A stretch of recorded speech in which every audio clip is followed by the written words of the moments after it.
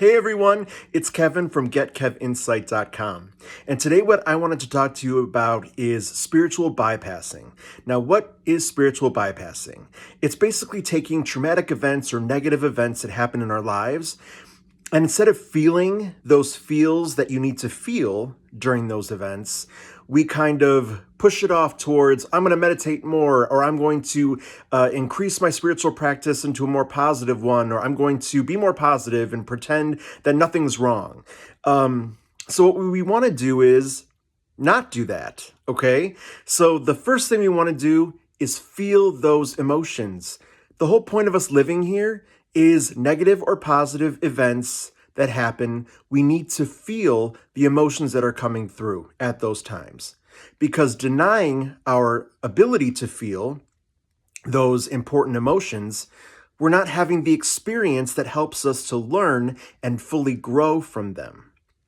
So if you are having a divorce, if you're getting a divorce, or if someone passed away and you're not grieving that process, you're not feeling that process, if you're getting divorced and you're not feeling that anger or that sadness or anything like that, or if someone passes away and you're not feeling that the grief, what are you doing? Because you're not feeling anything, you're moving forward of trying to go, oh, everything's meant to go that way, so I'll just deal with it and be happy. I have to be happy. So you're ignoring those emotions. The whole point, again, of being here is to feel, fully feel all the experiences on your journey. So instead of pretending that those feelings don't exist, those emotions don't exist, we need to feel them fully. So when someone passes away, grieve. It's okay to grieve. And there's no process. There's no one process to grieving. There's no length of time for grieving. It's whatever grieving is to you and going through the healing process. So before we can heal, we need to feel. So if you've gone through a traumatic event in your life, don't just go, oh, well, da-da-da-da, everything's great. Instead, feel all those feelings that are either you're angry or depressed or sad. You need to feel it so that you can heal from it. If you just bypass it and go forward, it's still in you. Those emotions are still stuck in you. Energy does not just leave. It stays with you.